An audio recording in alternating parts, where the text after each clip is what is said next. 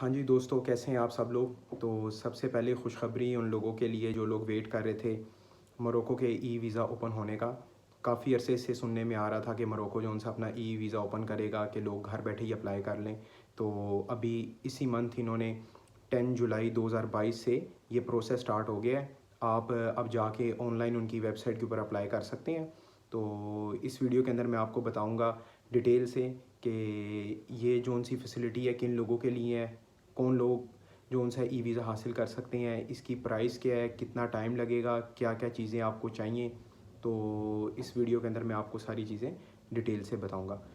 तो सबसे पहले हम बात करते हैं कि कोई भी हमारा पाकिस्तानी जो उनसे हमारे भाई हैं या इंडिया के अंदर जो उनसे हमारे भाई रहते हैं या बांग्लादेश या इधर उधर कहीं का भी उनके पास पासपोर्ट है और वो अगर यूरोपियन यूनियन या अमेरिका में या ऑस्ट्रेलिया, कनाडा, न्यूज़ीलैंड, जापान, इन कंट्रीज़ के अंदर अगर वो लोग रहते हैं, रेजिडेंट है वहाँ पे, तो उनके पास जोन है 180 डेज़ मतलब कि 6 मंथ की वैलिडिटी उनके पास रेजिडेंस कार्ड होना चाहिए।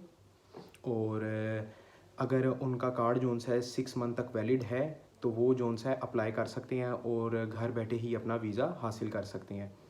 अब आगे मैं आपको बताऊंगा कि इसकी रिक्वायरमेंट क्या क्या है, बेसिकली आपके पास क्या क्या चीज़ें होनी चाहिए अप्लाई करने के लिए। तो सबसे पहले रिटर्न टिकट्स आपके पास होनी चाहिए मोरक्को की, जहाँ पे भी आपने जाना है, और जिस सिटी में आपने मोरक्को में जाना है वहाँ की होटल रिजर्वेशन आपके पास होनी चाहिए।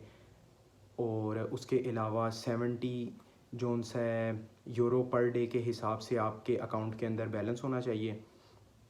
और आपका पासपोर्ट जोन है 6 मंथ वैलिड होना चाहिए।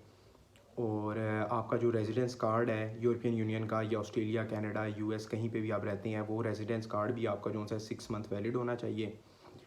और उसके अलावा जोन्स है आपके पास ट्रैवल इंश्योरेंस। फ़िलहाल तो इन्होंने ऑनलाइन नहीं मांगी, लेकिन अगर आप एम्बेसी में जाके अप्लाई करते हैं तो पहले ये मांगते थे। तो अब जोन्स है ऑनलाइन जो इनकी वेबसाइट के ऊपर शो है वहाँ पे इन्होंने नहीं मांगी हुई फ़िलहाल। आगे फ्यूचर का मुझे पता नहीं, मे बी शायद रिक्वायर्ड कर लें, लेकिन अभी तक ट्रैवल इंश्योरेंस के बारे में कुछ नहीं वहाँ पे डिटेल लिखी हुई। और इसके अलावा आपके पास होटल रिजर्वेशन का अगर तरीका किसी को नहीं पता तो वो आप मुझे मैसेज कर सकते हैं, मैं इंस्टाग्राम दे दूँगा, ताकि कुछ वेबसाइट है जहाँ पे आप विदाउट पे किए बगैर होटल रिज़र्व कर सकते हैं। तब आप वहाँ जाके भी पे कर सकते हैं जब आप वहाँ मोरक्को चले जाएं होटल। तो इसलिए आप को अगर कोई इन्फॉर्मेशन इस बारे में चाहिए तो मैं आपको प्रोवाइड कर दूँगा, कोई मसला नहीं है। और उसके बाद हम बात करते हैं इनकी फ़ीस कितनी है सिंगल एंट्री की।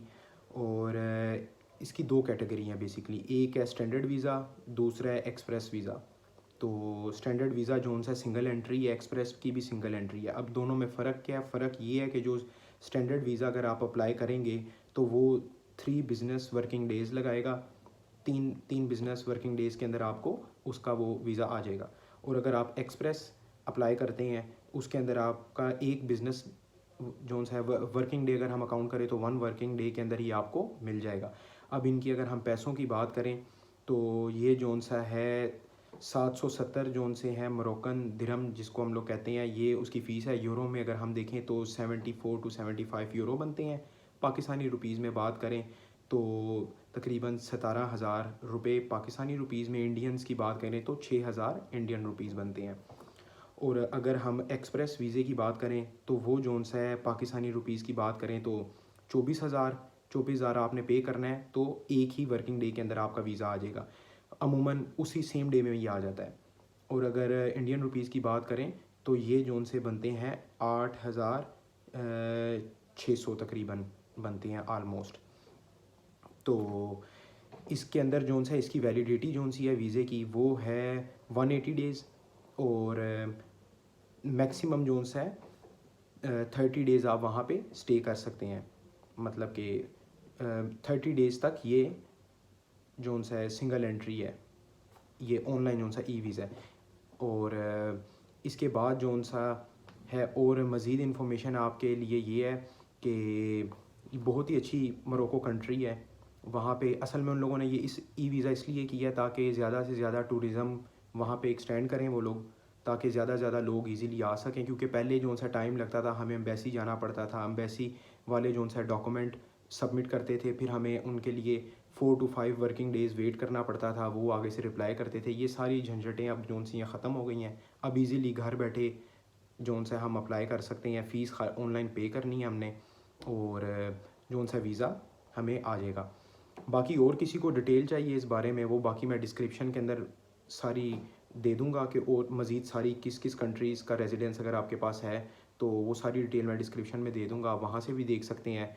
उसके अलावा इनकी आप ओरिजिनल वेबसाइट के ऊपर जाएँ, मोरक्को की जोन सा कॉन्सुलेट है या इनकी एम्बेसी की जोन सी वेबसाइट है, वहाँ पे जाके आप ये सारी इन्फॉर्मेशन चेक भी कर सकते हैं। तो अभी तकरीबन कल ही मुझे पता लगा था इस बारे में कि मोरक्को ने स्टार्ट कर दी और मैंने इस बारे में पढ़ा भी, तो मैंने कहा चलो आप लोगों तक भी ये इन्फॉर्मेशन पहुंचा दी जाए। और अगर किसी भाई को या किसी को कोई और इन्फॉर्मेशन चाहिए हो मोरक्को के वीज़े के रिलेटेड, अगर किसी को पता नहीं है प्रोसेस के बारे में, तो आप मुझे मैसेज कर सकते हैं, मैं आपको गाइड कर दूंगा। वरना सारी इन्फॉर्मेशन जो सी है उनकी वेबसाइट पे भी सब अवेलेबल है, आप वहाँ से ख़ुद भी देख सकते हैं।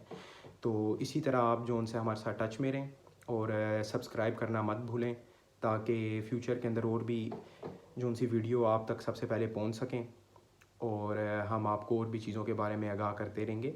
चलें मिलते हैं नेक्स्ट वीडियो में। Thank you, take care.